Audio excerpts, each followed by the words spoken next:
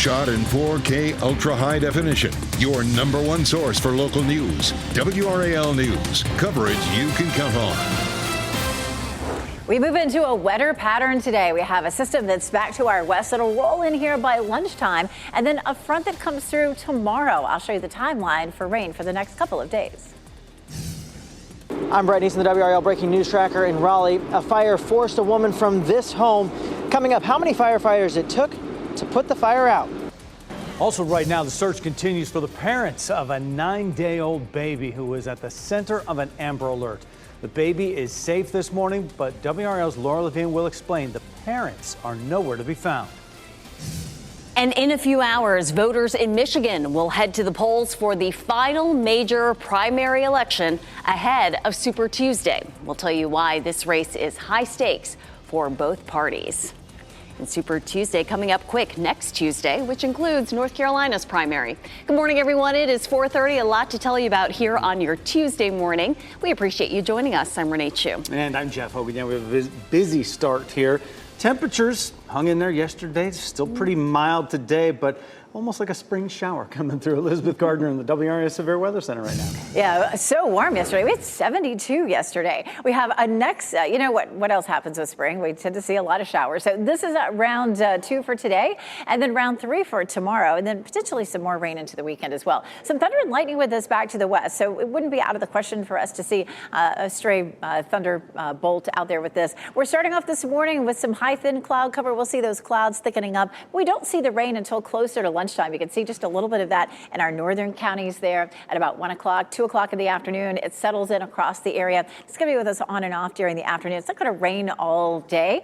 Notice the evening seems dry, and it may stay fairly dry overnight. Early tomorrow morning, a few sprinkles. Most likely we're going to be dry for the morning commute with just a little bit of light patchy rain. But then the front comes through tomorrow afternoon as early as 3 or 4 o'clock in the afternoon, which is earlier than we were expecting yesterday. So, but the models are on board with this earlier arrival of that front, and we could see some scattered thunderstorms along with it. So our rain chances definitely going up for today. We're looking at a 70% chance as we get into tomorrow, and then we'll take a look at Wilson. A little breezy. Wind is going to be a bigger issue for us tomorrow. 53 is our current temperature, so it's mild out there. Our wind is coming out of the southwest, so it's going to be a warm day. Temperatures right now are mostly in the low 50s, some upper 40s in a few spots. It'll be a mild afternoon, but a wetter afternoon than yesterday, and a little bit cooler with temperatures in the upper 60s. Tomorrow we could be close to setting a record high, and the wind will be strong. I'll show you that coming up.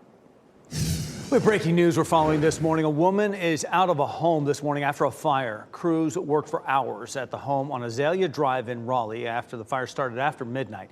Brett Neese is in the WRAL Breaking News Tracker to show us the damage. This is what the scene looked like overnight after firefighters put out this fire here at this home, and investigators started to work to figure out how it started. Video from the WRAL Breaking News Tracker shows you the damage the fire caused. It took over 36 firefighters to put it out. Officials tell me it was contained mostly to the upper floor of this home on Azalea Drive, but the damage is extensive. The neighborhood is off of Edwards Mill Road, not far from Laurel Hills Park in Raleigh. Fire officials tell me the woman who lives here made it out safely.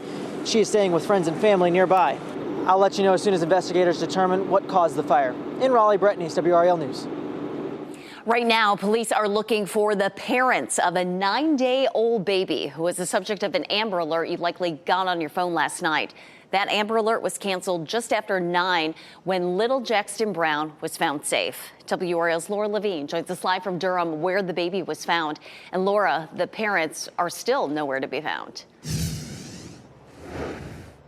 Renee, right now we are in this parking lot off of Southwest Durham Drive. This parking lot now playing a big piece in this investigation. Take a look here behind me. You can see that abandoned car the couple was driving here in the parking lot here. The security video from the Big Lots also showed the couple remove the baby from the car in this area and then took the carrier out of the car and then walked to the woods. Take a look at your screen now. Here's a photo where you can see that 9-day-old baby, Jackson Brown, and his parents. Police are still searching for his parents, Destiny Ariel Cawthorn and Justin Lee Brown. They were listed as suspects in the abduction of the baby. Authorities initially issued the Amber Alert for Jackson around 7 o'clock last night. Investigators with the Chapel Hill Police Department believed Brown was in danger when that alert went out. Authorities didn't say why they felt the child was in danger. So Chapel Hill police, they say that this morning, again, he is safe. He is okay. But anyone with any information about the whereabouts of his parents is asked to give them a call. Laura Levine, WRAL News. We're live in Durham. We're working to learn the name of a person who died after being hit by a car last night in Fayetteville. Police say the crash happened just after 7 last night in the area of Eastern Boulevard and Owen Drive. They shared this picture of the car that was involved. EMS took the person who was hit to Cape Fear Valley Medical Center, where that person died. Police say the person who was hit was not in a crosswalk. There's no word on whether the driver will face any charges. Your child's teacher could soon have a digital panic button that would allow them to instantly communicate a threat. Today, Wake County Schools leaders will look at rolling out this new technology. The Rave Panic Alarm System is an app the school personnel can download to their phones. It allows them to communicate instantly if there's a threat and a lockdown in the school. In seconds, they can do that. Today, the Safety and Security Committee will discuss piloting that app at 28 schools this spring and then rolling it out to all 200 schools in the fall. WRAL spoke with a national school security expert who says training on the app matters to prevent unintended consequences.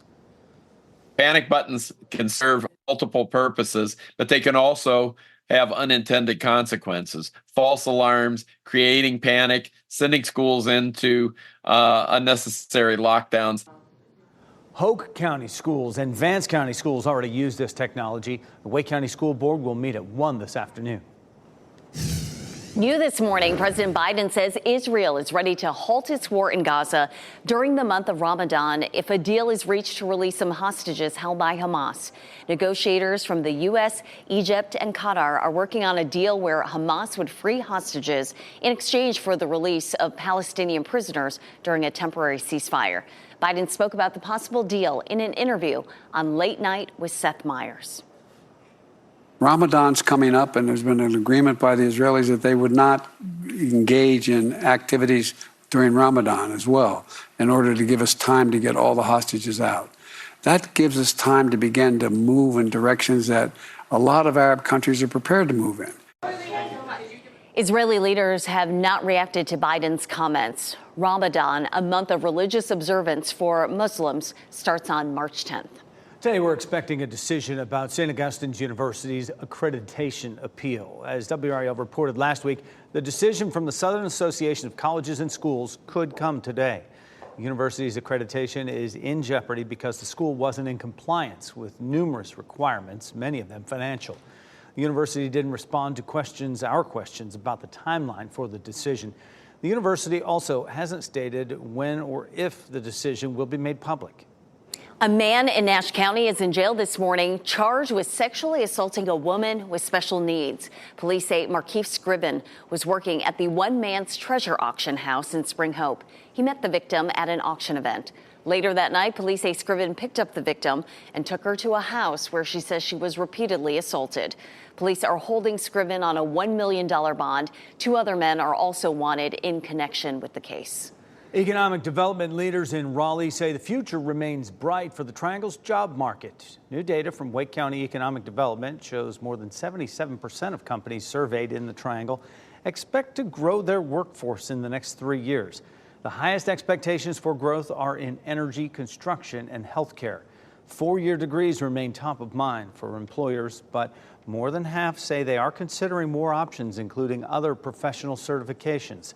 The organization plans to share its full report this morning at a meeting of the Raleigh Chamber.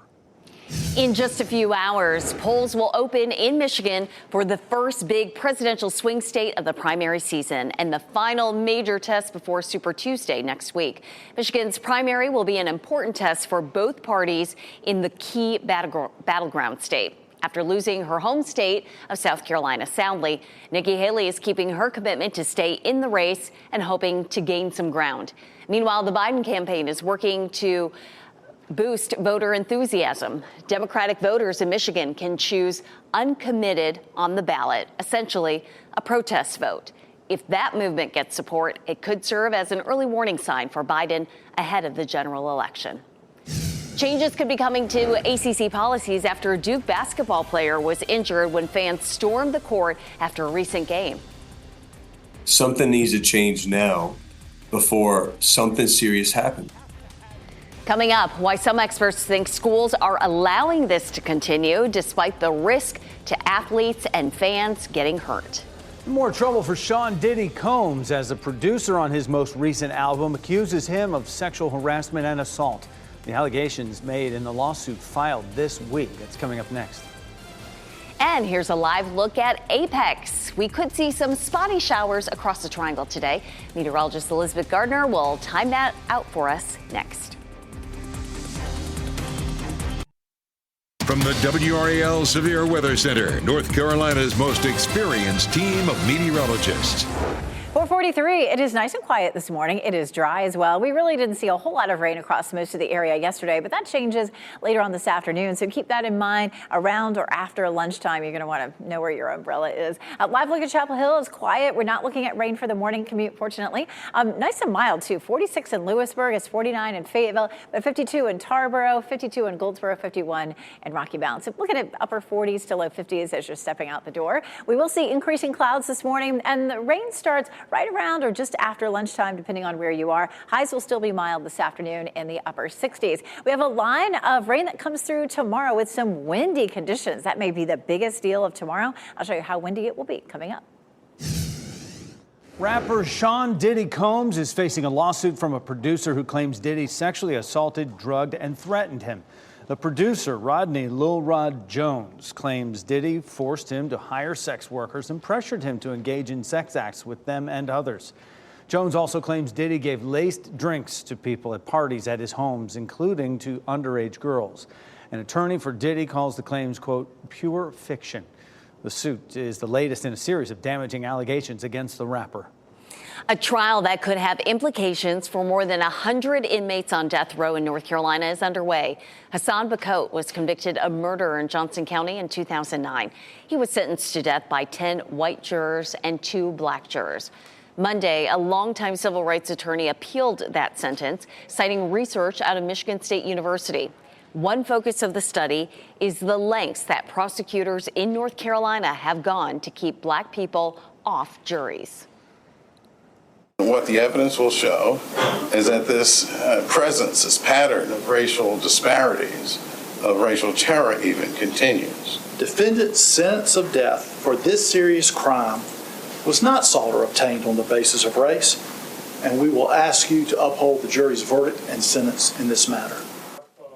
Now, a ruling in Bacote's favor would allow more than 100 other death row inmates to appeal their cases using that same study as new evidence. His trial is expected to last 3 weeks. We will bring it to you live every day on WRAL.com. 1 in 6 children in North Carolina is hungry. State leaders and school officials will address that during today's Child Hunger Leaders Conference in Chapel Hill. First Lady Kristen Cooper and Wake County School Superintendent Robert Taylor will speak at the event. This event will celebrate new federal programs to fight hunger during the summer in rural areas and new grant programs for breakfast at school. Now, it starts this morning, 8 o'clock at the UNC Friday Conference Center. You may be able to get your next mammogram at Walmart. Radiology firm RadNet says it plans to expand its breast screening service to more Walmart stores this year. It launched a pilot program called Mammogram Now last year at a Walmart in Delaware. The firm has not given any additional information about the locations of Walmart stores where it plans to offer the service. The Odysseus moonlander is expected to stop communicating with Earth today. The company Intuitive Machines says it intends to collect data until the lander's solar panels are no longer exposed to light. And that's expected to happen sometime today. It's not clear yet how this will affect the number of images and information Odysseus will send to Earth. Intuitive Machines has already released an image during its approach to the moon, but none since it landed. Several college basketball coaches are calling on the ACC to take action to prevent players from possibly getting hurt by fans storming the court. Duke's Kyle Filipowski says he hurt his knee when Wake Forest fans rushed the court in the seconds after the final buzzer of Saturday's upset victory over the Blue Devils. You can see the 7-foot center there in the middle, surrounded by that crowd rushing in, some appearing to push and spin him around. During a media conference call, Duke head coach John Shire joined other coaches across the ACC to say this needs to stop. But I think it would be wrong of me not to speak up for all the student athletes that can be put in this position. And something needs to change now before something serious happens. They like it. They like the visual. They like to be able to show in recruiting. And, they blow the pictures up of these court stormings and put them all over their athletic department. They put them in their media material. Several coaches brought up the idea of setting a countdown clock to give teams time to get off the court before the fans rush on. There's also talk of fining schools that allow fans to storm the court. The ACC remains the only major conference not to fine them, and the ACC did not respond to our request for comment on this. Talking to a lawyer can be expensive, but one phone call this Friday will connect you with one for free. Get your legal question answered by a licensed lawyer during Lawyers on Call. That's March 1st from 10 a.m. until 7 p.m. Nearly 400 attorneys specializing in all areas of the law are taking part in this statewide day of service. Get your questions ready, and you can call in this Friday for Lawyers on Call. Almost 10 to 5 right now on our Tuesday morning. Elizabeth Gardner over in the WRAL Severe Weather Center. This is the roller coaster part of this week, both precipitation-wise and temperature-wise. That's right. Yesterday we hit 72. We're going to be in the upper 60s today, but this afternoon will feel wetter and it'll be a bit more cloudy, and that's why the temperatures will be a little cooler. Here's the system that's headed our way. It's just an upper-level disturbance swinging through. Notice the northern end of this has a few lightning strikes. It's not out of the question for us to see that this afternoon, but it's not likely that we'll see a whole lot of that, and certainly we're not looking at any severe storms. We take a look at Futurecast and talk about when this arrives. We do have some high, thin clouds out there this morning. I saw the moon when I walked in, but we will cloud up this morning. It'll be a good bit grayer today than yesterday. By lunchtime, we begin to see the rain moving in. That's 12, 1 o'clock. Most of us are still dry from Raleigh south and east there around 1 o'clock. But by 2 to 3 o'clock, that rain has spread across the viewing area. We're going to see that first wave moving through and then out by the time we get to the evening commute. So a couple of hours of rain this afternoon, and then we're dry for a bit. A few isolated showers overnight or early tomorrow morning. There's 8 a.m. looking pretty dry with a sprinkle or two up until lunchtime. But we have a front that comes through tomorrow, and with that front, we'll have a line of rain. And again, the possibility of a few lightning strikes with that. So at 3 o'clock, we start to see that entering around Roxborough and Durham. By 5 o'clock, it's along the I-95 corridor and then moving on out. So what we see tomorrow is going to be limited in time, but when that comes through, it's going to be windy, and we'll see some heavy rain with that. We're going to see some fairly strong winds even before that line gets here tomorrow. Right now, it is 53 degrees. We take a live look at Wilson. The whirligigs are spinning fairly lightly this morning. Our dew point's down at 32, so we have a fairly dry air mass in place right now. We have the top of the tower lit in purple for the cloudy skies this morning, but again, this afternoon we'll end up with a few stray showers. Right now, temperatures range from 49 in Fayetteville and South Hill to 53 in Durham, 50 in Southern Pines, so looking at mid-40s to low 50s currently. It is going to be breezy this afternoon. Our winds are light now, but after lunchtime, when that system rolls through, we're going to see some gusts up to around 30 miles per hour. Tomorrow, this is wind gusts, and we're going to start early with gusts up to 35, and we may see some gusts up to 40 miles per hour when that front comes through. So it's going to be a very windy day for tomorrow. This afternoon, 67 in Raleigh, 64 in Durham, and 69 in Fayetteville. Again, we're going to have just a fairly short period of some rain during the afternoon, and then that line that comes through on Wednesday. And look at that, 77 for tomorrow. Behind that, we're going to see much cooler temperatures. We drop it back into the mid-50s, and then we bounce back into the 60s over the weekend. Coming up, we're going to take a little closer look at the weekend. It still looks like we may see some showers on Saturday. I'll show you when to expect that coming up. A former professor is giving back to the medical school she taught at in a big way. We'll tell you the gifts she gave that will affect all students who study there now and in the future. And this is not something you see every day, a bear crawling out of a home through the vent right there. Wow. Why animal experts say this should serve as a warning. Wait till you see the size of this guy when he gets out.